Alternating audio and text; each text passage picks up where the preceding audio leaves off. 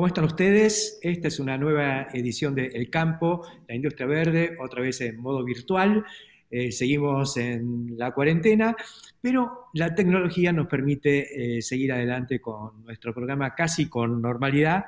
Nos estamos acostumbrando a esta nueva forma de estar comunicados con todos ustedes y con nuestros entrevistados. Hoy, composición tema El trigo, le vamos a dedicar una parte importante del programa a este inicio de la campaña del 2020, que todo indica que va a ser una campaña muy interesante.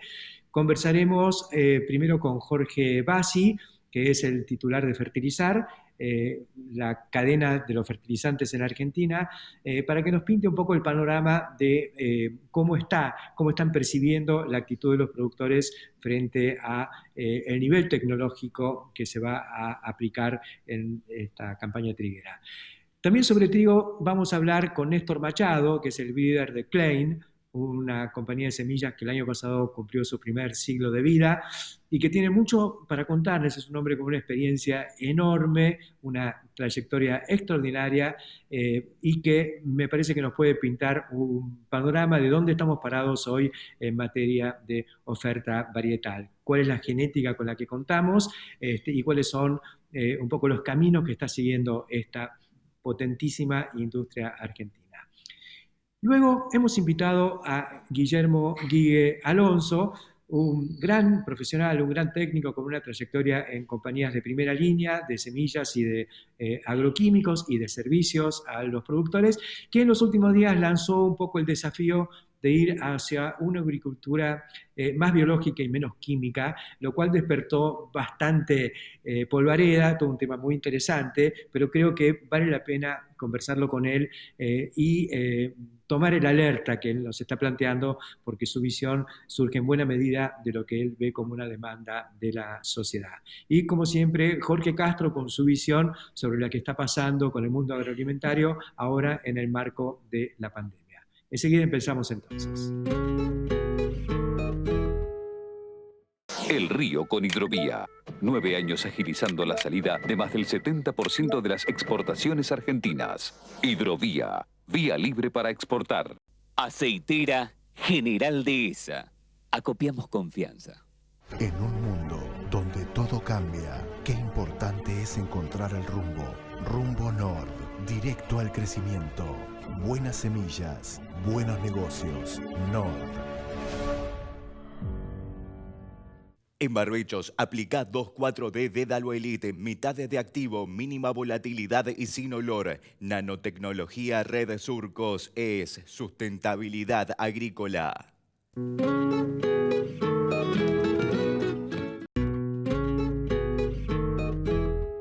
Iniciamos esta edición de El Campo, la industria verde, con lo que viene, y lo que viene es el trigo.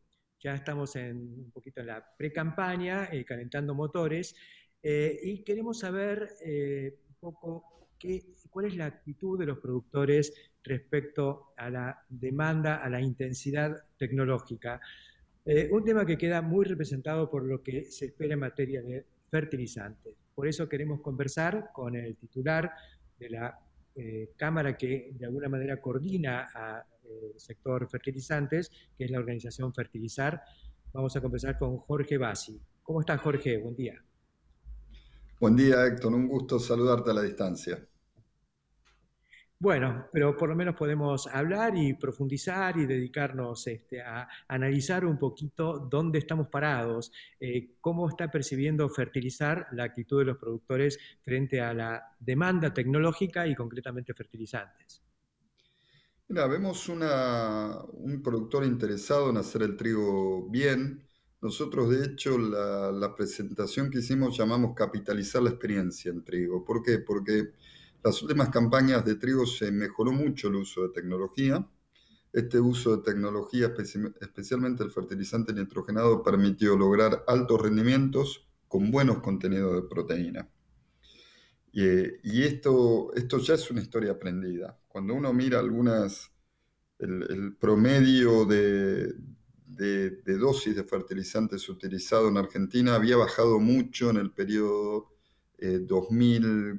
2012 al 2015. y costó recuperar las dosis. O sea, recién las últimas 2 campañas hubo dosis superiores a las utilizadas en el 2011, que había sido un récord, un momento de sequía en Ucrania que la gente salió a fertilizar muy, muy fuerte.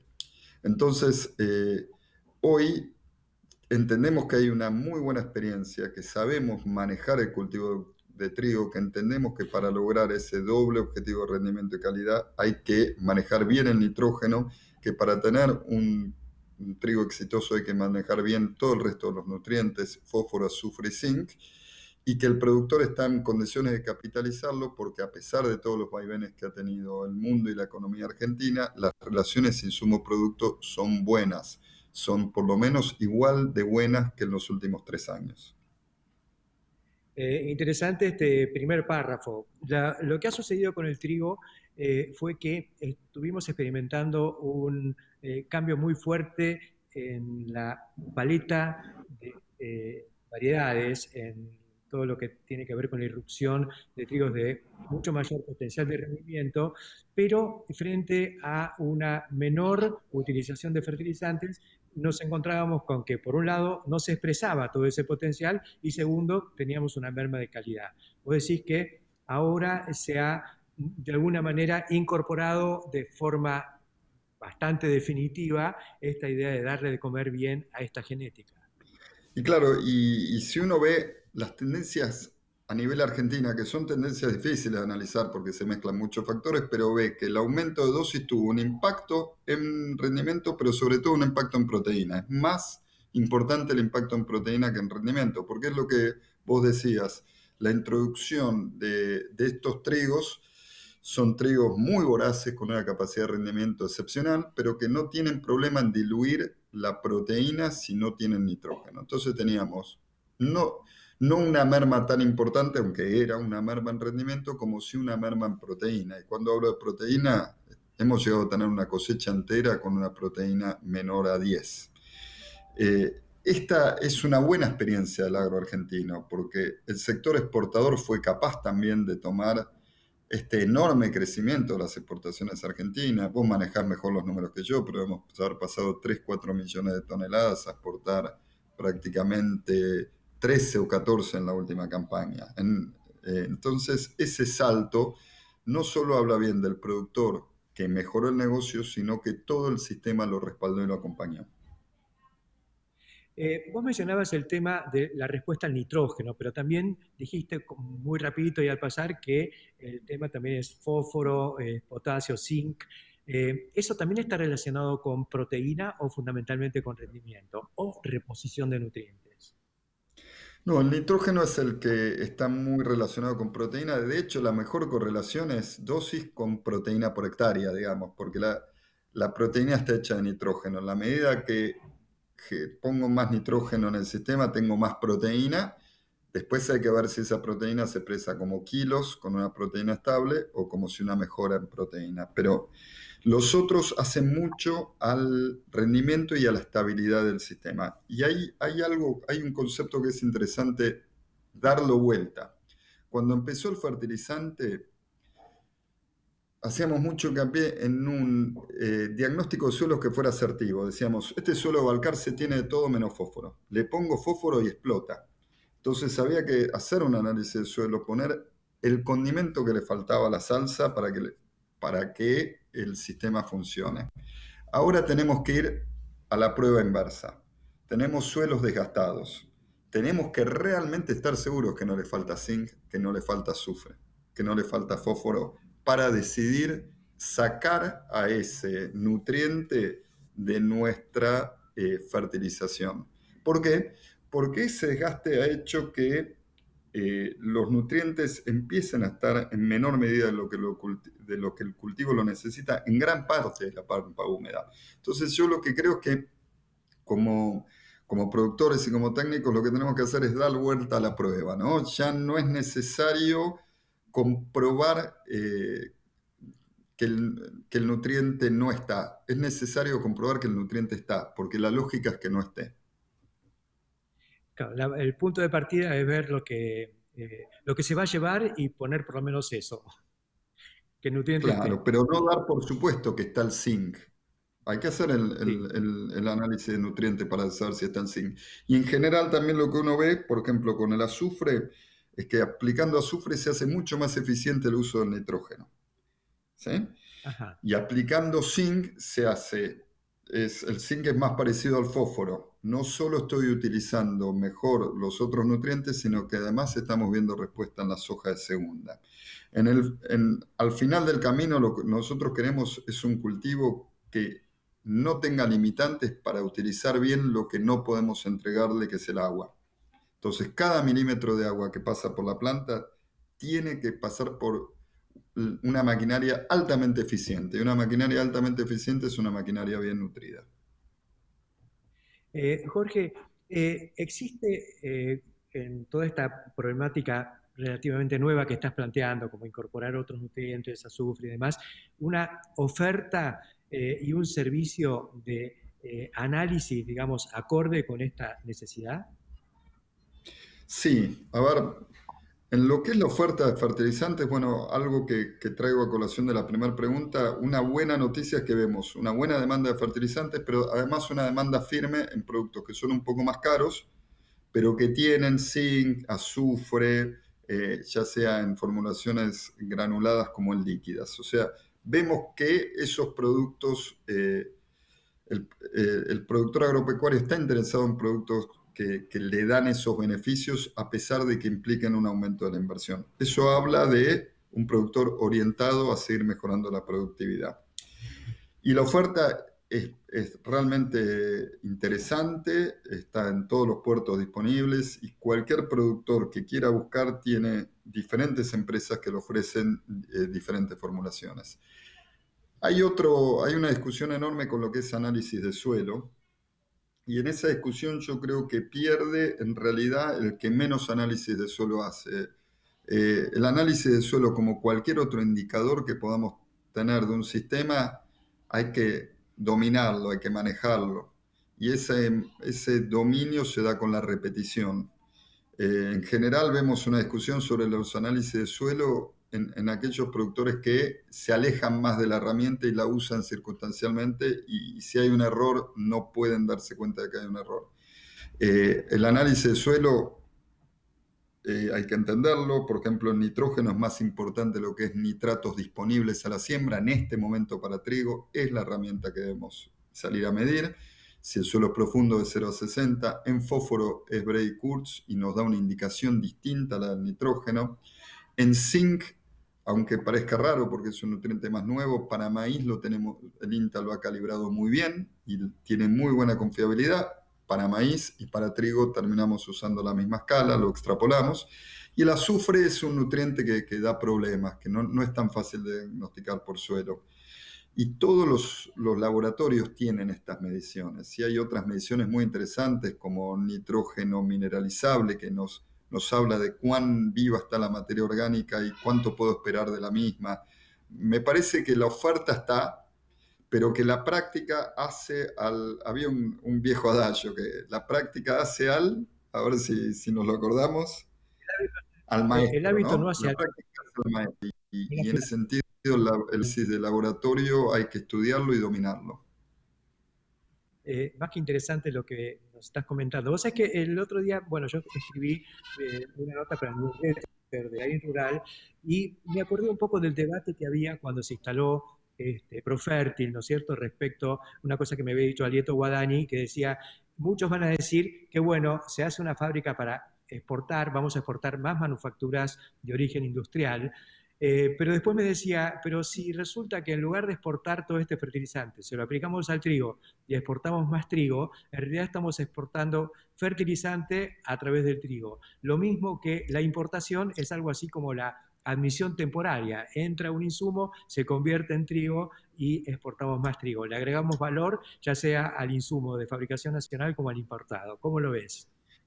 Sí, me acuerdo de una editorial tuya de aquellos años en la que decías que, bueno, eran años que el gas se venteaba. Yo trabajé en el proyecto Profértil en un inicio y era de una petrolera, era Pérez Compán unido a YPF. Y me acuerdo que vos sacaste una editorial diciendo, bueno, este gas que se venteaba ahora se va a transformar en urea, que se va a transformar en trigo. Y cuando exportemos trigo vamos a exportar ese gas que antes se venteaba. Y sí, es un concepto de cadena que hay que tenerlo muy, muy, muy en cuenta. La agroindustria es amplia. El concepto de agroindustria es mucho más amplio de lo que muchas veces salen las estadísticas del PBI, en lo que solo sale lo que se hace en el campo. El concepto de agroindustria empieza en insumos, en investigación, en producción de fertilizantes, en desarrollo de genética, en lo que también trabaja muchísima gente en Argentina. Todo este desarrollo espectacular de la genética de trigo es en base a trabajo y esfuerzo argentino. Y después se le agrega valor otra vez con la poscosecha en los puertos y genera, todos sabemos que, y eso también es algo que has desarrollado vos muchas veces, genera más valor exportar carne que exportar harina de soja y bueno, es un camino que lamentablemente hay que volver a repetir todos los días porque parece que nos lo olvidamos, pero ahí está la mano de obra, la capacidad de dar trabajo del campo argentino. Muchísimas gracias, Jorge Bassi, por estos minutos con nosotros aquí en el campo de la industria verde y seguiremos por esta vía hasta que nos cambien las condiciones, pero esto está funcionando bastante bien por suerte. Será hasta Bueno, prontito. muchísimas gracias a ustedes y sí, esperemos poder vernos y saludarnos personalmente lo antes posible.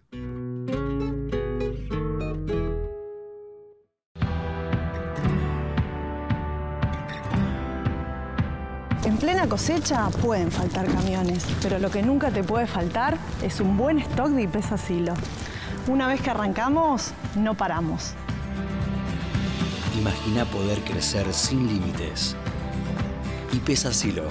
Si lo imaginamos, podemos. Saber lo que consumimos es valorar lo que producimos. IPCBA, Instituto de Promoción de la Carne Vacuna Argentina. Rizobacter es una manera diferente de hacer agricultura. Aplicamos tecnología para potenciar la vida de cada semilla en todo el mundo. Rizobacter, una empresa argentina.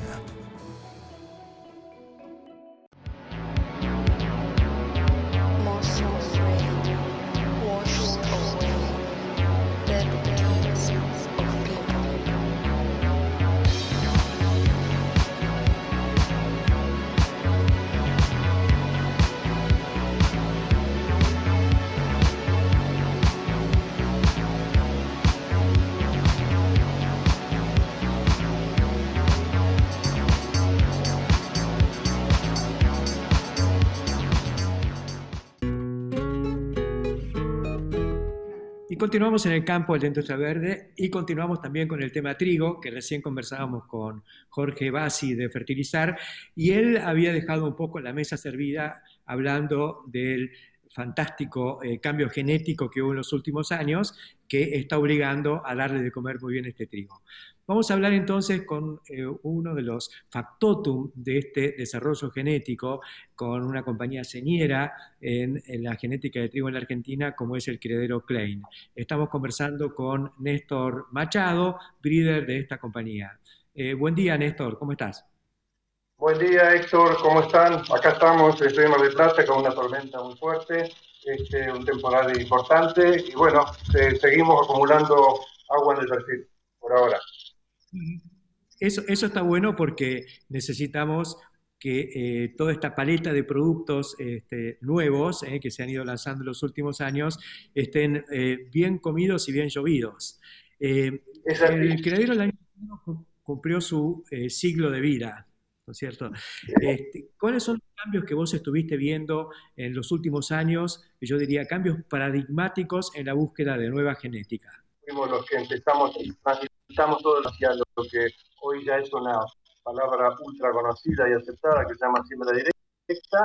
Imagínate que desde los años que nosotros comenzamos a trabajar, o vamos a empezar a trabajar, y estamos por esos cortantes donde eso hacer al trigo como un cultivo se lo tuvo que ver como un componente de un sistema de agricultura donde entran otras rotaciones, otras fechas de siembra, donde hay que ajustar la fecha de cosecha.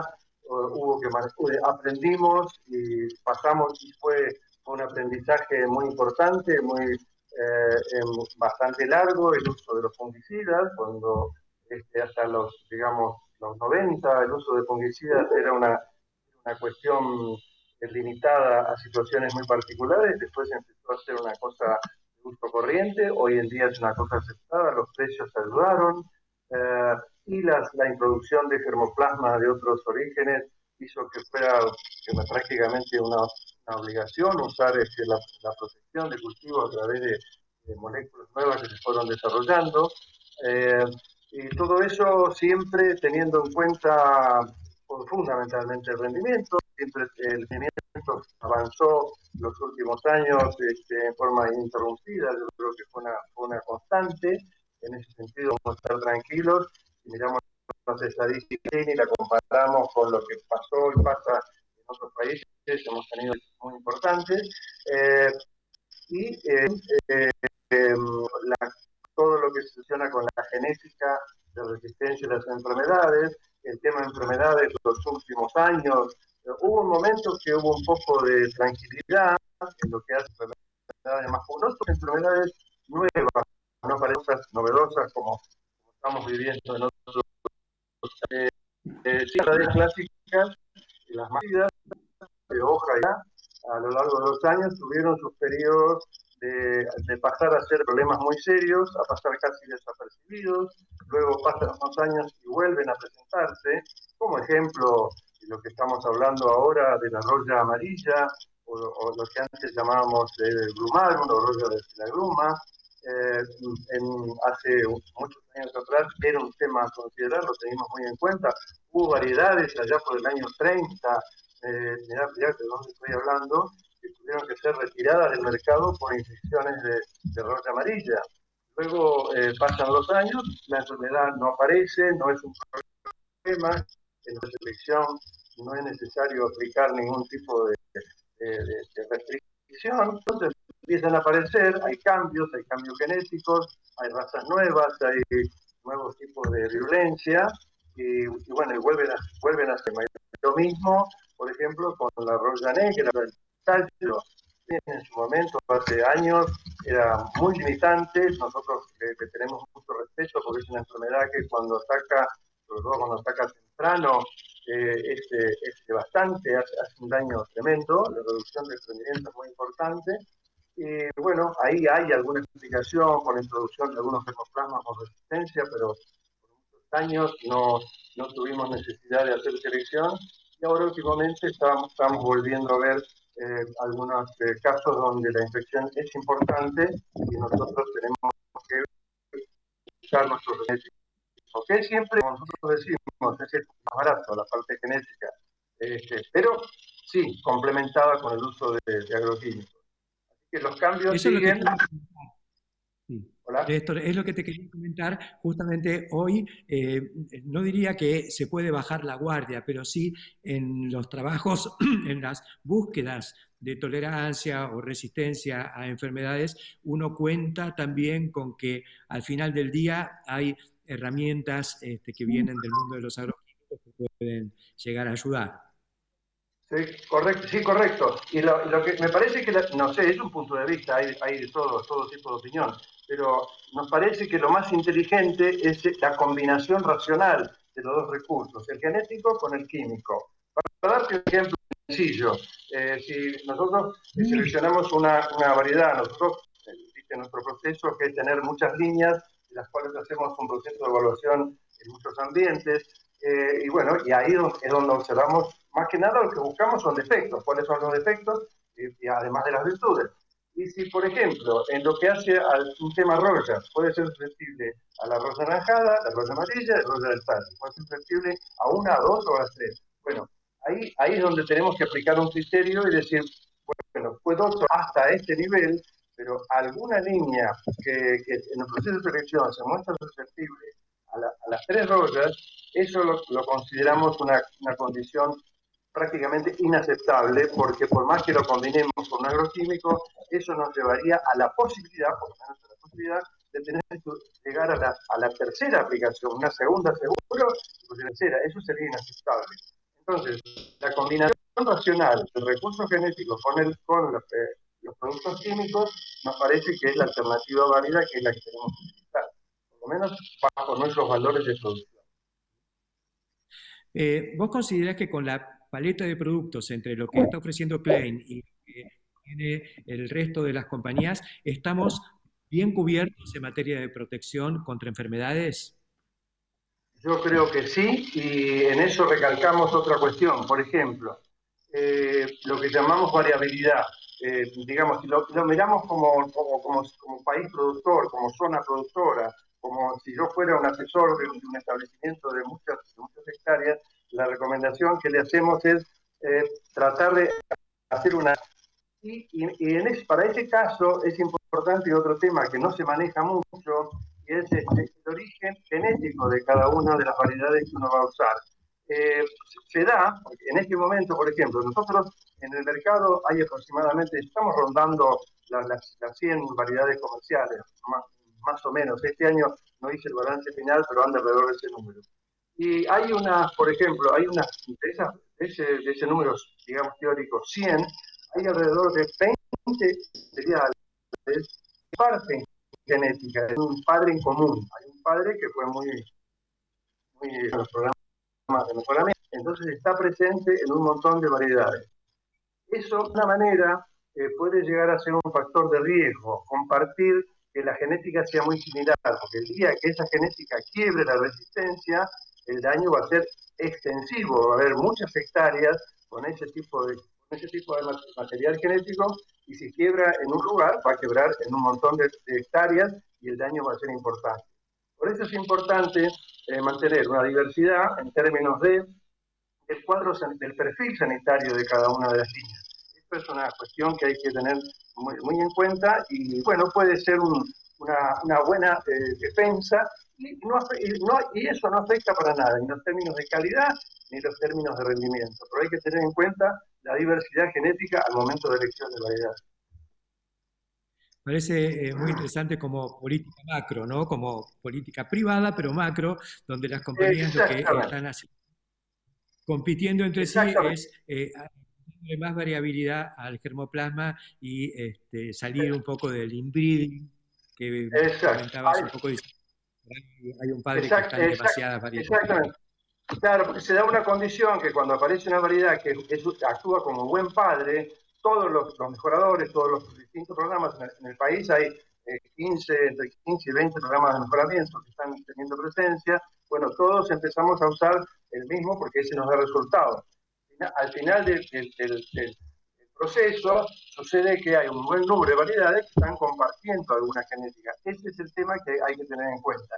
Y respecto a la parte sanitaria, hay una fuente de información muy importante que quizás no está muy conocida, no está muy difundida, y que son los ensayos de la red. En los ensayos de la red, es un ensayo, vos te acordás de la épocas muy pasadas, se llamaba la ROE, porque era la Red Oficial de Ensayos de Trigo.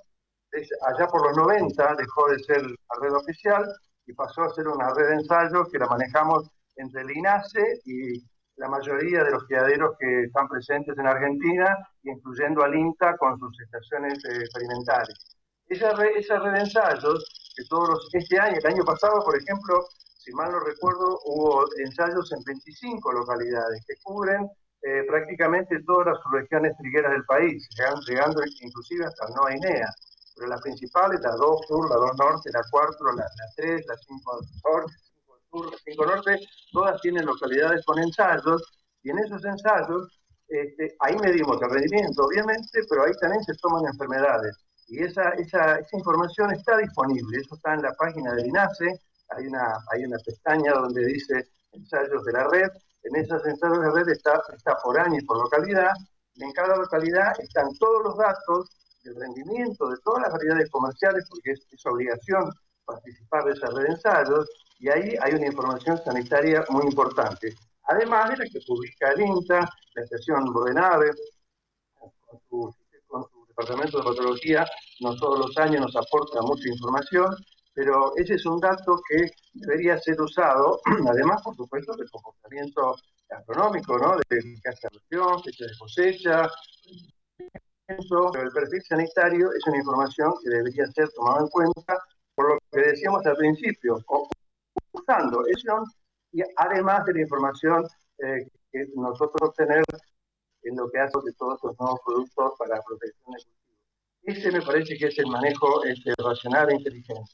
Esa red de ensayos tiene un origen, hay una resolución ministerial del año 2003 que se llama PRONACATI, que es el Programa Nacional de Calidad de Trigo. Este programa que apunta a conocer cuáles son los parámetros de calidad que produce el país, después decidió que era necesario contar con una red de ensayos.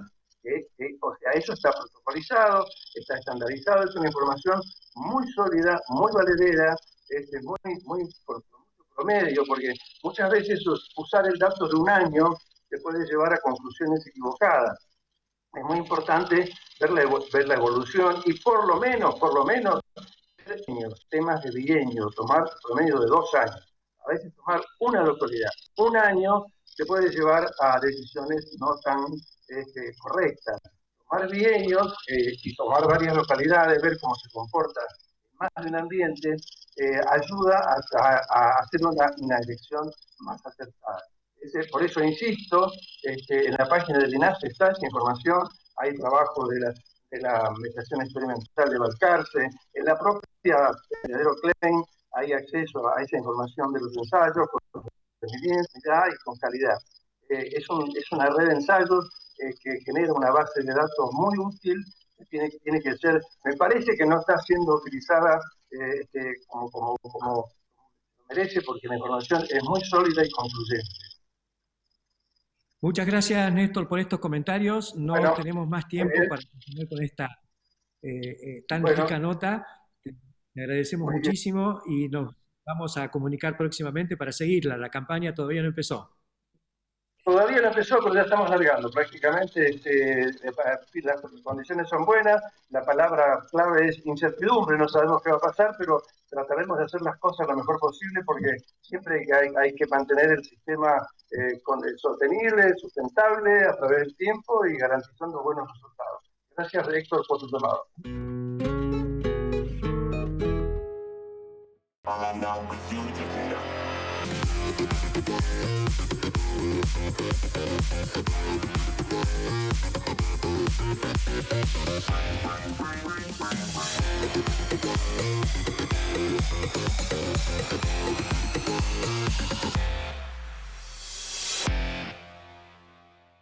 Más gestión, mejores resultados. La evolución del sistema Router. Obtenga terneras eficientes de 115-120 kilogramos en 105 días. Consulte a su distribuidor o cooperativa por financiación especial. www.router.com.ar. En Barbechos, aplica 2,4-D Dédalo Elite, mitad de activo, mínima volatilidad y sin olor. Nanotecnología Red Surcos es sustentabilidad agrícola. Con Banco Galicia financia todo lo que tu campo necesita. Además, contá con soluciones digitales para agilizar tus operaciones bancarias desde donde estés. Banco Galicia, siempre junto al campo.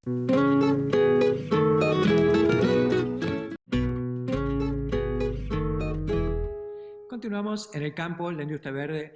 Ahora vamos a conversar con Guillermo Guille Alonso. Es asesor técnico muy conocido en el sector, uno de los tipos realmente interesantes, atractivos, un hombre que se ha dedicado a generar muchísima tecnología y que nos sorprendió en estos días con un artículo que salió en Clarín Rural en el que decía que, bueno, tenemos que empezar a desandar un poco el camino de los productos químicos en el agro. Entonces, esto desató un poquito de polvareda y lo traemos acá para hacer una especie de ring, nos subimos al ring y nos peleamos un poquito. ¿Cómo estás, Guille? Hola, Héctor, ¿cómo andás? ¿Todo bien? Muy bien. No está para pelearse, sino para tratar de hacer un poco de perspectiva y ver que está cambiando, ¿no? Y más que nunca ahora, así que estamos con un fuerte catalizador que puede disparar hacia cualquier lado y bueno, en la agricultura moderna me parece que se vienen cambios más rápidos de lo que uno podría predecir. ¿Qué es lo que estás percibiendo? ¿Qué es lo que estás viendo? ¿Y digamos, cuáles son los caminos alternativos que no impliquen, digamos, caer en el facilismo de la tecnofobia ideologizada? No, yo creo que todos los técnicos de nuestra generación fuimos técnicos 100% productivistas y en esa productividad siempre buscando como objetivo mejorar rendimientos y mejorar rentabilidades. Quizás si uno revisa con el diario del lunes para atrás, se da cuenta que por ahí algunas cosas se podrían haber hecho diferente y que también mirando hacia adelante la sociedad y el mercado, el cliente empieza a demandar por parte de los productos de agricultura extensiva, agricultura masiva, algunos cambios, ¿no? Y dentro de esos cambios creo que a futuro vamos a tener que ir desprendiendo algunos agroquímicos que hasta ahora nos acompañaron con muchísimo éxito desde la fase productiva, pero que tenemos que empezar a reemplazarlos porque la sociedad lo está demandando y porque la naturaleza también nos está empezando a pasar algunas facturas interesantes. En eso, cuando vos hablas de reemplazo, ¿estás hablando de reemplazo de una molécula por otra o de un sistema por otro? No, sin lugar a dudas de sistemas productivos. Yo creo que recién ahora estamos empezando a ver esa caja negra que es la microbiología del suelo que empieza a darnos tantas sorpresas y bueno, todos productos biológicos que creo que la punta del iceberg en ese sentido, ¿no? Lo mismo que el mejoramiento vegetal, que siempre ha sido un mejoramiento muy agresivo en cuanto rinde, que tiene que seguir siendo, pero que también tiene que empezar a ver que hay un sistema radical que no ha sido tan abordado para mí desde el punto de vista del mejoramiento y que tiene que contribuir a mejorar no solamente el rendimiento, sino también la competencia sobre malezas, ¿no? No sé, creo que parte de la luz que se empieza a ver al final del túnel tiene que ver también con esta nueva etapa de cultivo de servicio que son un cambio interesante y que hace poco no está dentro de la ecuación productiva y nos empieza a permitir competir contra las malezas desde un espacio diferente, moderno, y bueno, son cosas creciendo. Ahora, ¿cuál de todas estas va a ser la resultante de que en el largo podamos desprendernos por sistemas más que protegen más el ente o que cuidan más la materia del suelo? No lo sé, creo que será una sumatoria de cosas, ¿no? Más que interesante, estás disparando un montón de artillería. Me atrae el tema. Sé a través de algunos muy buenos técnicos que hay productores que ya han, a través de los cultivos de servicio, han cumplido algún ciclo digamos, de más de un año sin la aplicación de herbicidas concretamente. No sé si eso se puede sostener en el tiempo, si esto implica que un nunca más, pero hay un principio de acción en ese sentido.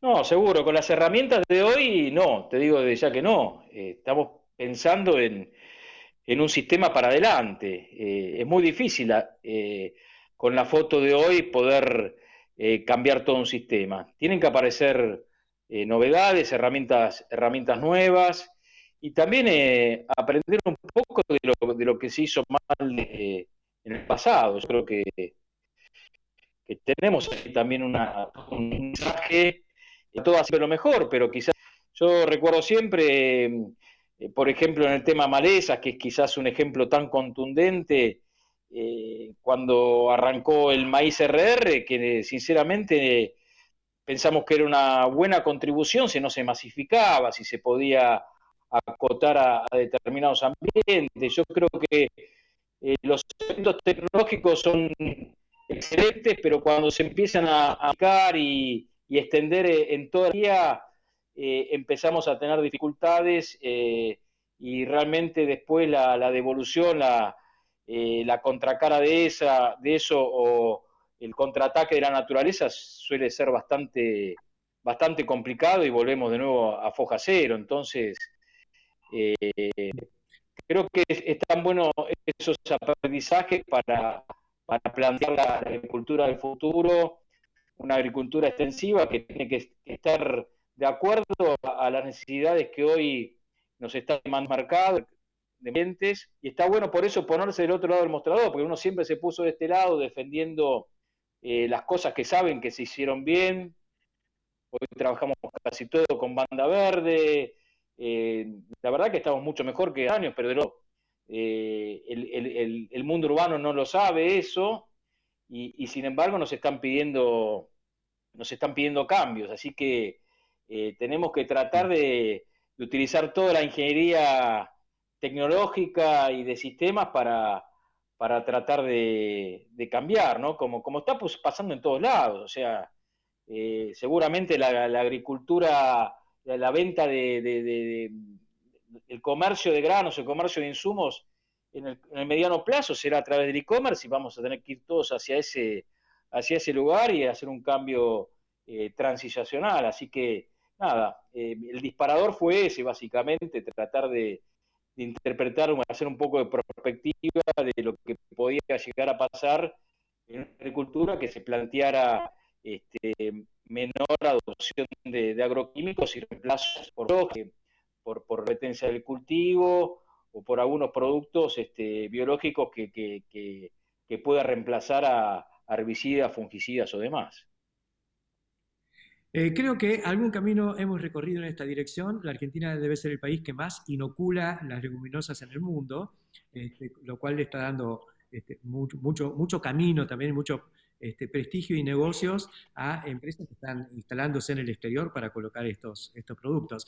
Y no solo en leguminosas, sino también en gramíneas se ha venido avanzando, o sea que lo biológico no nos resulta ajeno. Los cultivos de servicio entraron con mucha velocidad y generan una inquietud muy grande. Creo que de alguna manera una parte del camino se está recorriendo, y lo que vos haces es de alguna manera demandarnos a mirar el futuro y profundizar en este sendero. Por eso te agradecemos y queríamos un poco ponerte sobre el tapete, ponerte sobre la mesa y a pelearla y a discutir y a buscar la fórmula del futuro. Gracias, Guido, por acompañarnos aquí.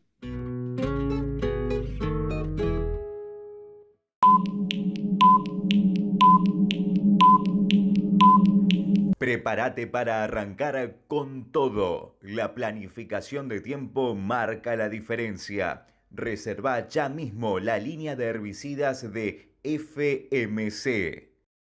En Bio4 tenemos un compromiso: generar empleo, capacitación y desarrollo tecnológico. Bio4, construimos un futuro con más energía.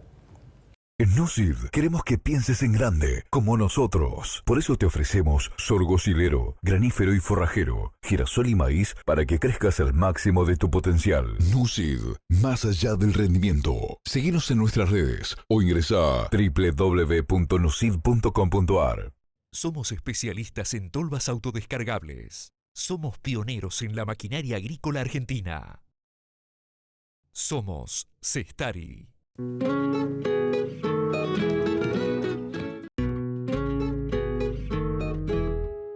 Y como lo hacemos habitualmente, vamos a conversar con Jorge Castro. Y Jorge, el tema que manda en este momento es la cuestión de la pandemia, del coronavirus, y su impacto en todo el mundo, pero concretamente he visto que en Estados Unidos está teniendo un impacto realmente muy importante, sobre todo lo que tiene que ver con el abastecimiento de carne. ¿Qué comentario nos puedes hacer al respecto? Exactamente. Héctor, la situación se puede resumir en estos términos. Ya son más de 30 las plantas frigoríficas de los Estados Unidos cuyo personal ha sido afectado por la epidemia del coronavirus. Los propietarios de estas de estos frigoríficos son sobre todo las dos grandes compañías productoras de carnes norteamericanas y Tyson Foods. Entre las dos tienen la mayor parte, son propietarios de la mayor parte de los frigoríficos norteamericanos. Lo que esto implica, la situación, la pandemia está afectando a los trabajadores de la carne, de la industria de la carne norteamericana, es que ya se ha producido una situación de desabastecimiento en amplios sectores de los Estados Unidos, especialmente en los estados del Medio Oeste, y esto se manifiesta en el hecho de que en las cadenas de supermercados norteamericanas ya hay un faltante significativo de productos cárnicos, tanto porcinos como vacunos. Por eso es que el presidente Donald Trump ha establecido por una medida ejecutiva que el mantenimiento en funciones del sistema de frigoríficos norteamericanos que afecta la seguridad nacional de Estados Unidos. Esto significa que a partir del próximo lunes, estos frigoríficos, sobre todo los más importantes, van a estar en operaciones con un protocolo especial para defender ante todo la salud de sus trabajadores, pero al mismo tiempo la operación va a comenzar irreversible y necesariamente. Esta es la situación actual, lo que significa en otros términos, Héctor, que en la primera potencia del mundo, nada menos que falta en este momento provisión de carnes, sobre todo carne porcina y carne vacuna, en los principales supermercados del territorio norteamericano por efecto de la pandemia del coronavirus. Y eso ha dado lugar, Jorge, también a una situación muy particular, que es que por un lado el precio de la carne ha tendido a subir por esta falta de oferta, pero al mismo tiempo el precio del ganado ha tendido a bajar porque no hay quien lo faene. Exactamente, exactamente. No hay quien lo faene. Esto significa que la epidemia del coronavirus en Estados Unidos, Héctor, afecta a los frigoríficos y afecta en general a la provisión de carne para la población norteamericana en una doble dimensión. Por un lado, el hecho del cierre de las empresas frigoríficas. Y en segundo lugar, el hecho de que los productores del Medio Oeste, los farmers, y sobre todo las grandes compañías productoras de carne, las primarias, se ven obligados a eliminar gran parte de su stock ganadero ante la imposibilidad de colocarlos en los frigoríficos tradicionales. No hay frigoríficos suficientes en Estados Unidos en el momento actual como para recibir la provisión de unidades de cárnica, tanto porcina como vacuna, de parte de los farmers del Medio Oeste. Esta es una situación extremadamente crítica porque hay que tomar en cuenta que esto depende de algo que es una provisión esencial para la alimentación del pueblo norteamericano, y lo paradójico de esta situación es que esto afecta a la primera superficie mundial. Gracias, Jorge, por tus comentarios de hoy y seguiremos día tras día viendo cómo evolucionan los acontecimientos. Snack Crops, Sociedad Anónima, líder mundial en la comercialización de especialidades con fuertes raíces en Argentina, lo invita a sembrar maíz pisingallo y girasol confitería para sus mercados en más de 60 países. Contáctenos al 011 5246 1901, vía mail a sergio.casas@snackcrops.com o bien visítenos en nuestra planta industrial ubicada en Pehuajó, provincia de Buenos Aires. Auspicia Chomel, para su fertilizadora destinada a microgranulados y sembradora de pasturas línea Spin. Chomel. Summit Agro te invita a entrar a una nueva dimensión en control de malezas difíciles. Presentamos FIRS, la más completa solución para malezas resistentes con el mejor perfil ecotoxicológico. FIRS, de Summit Agro. Tecnología japonesa líder. Hoy, más líder que nunca.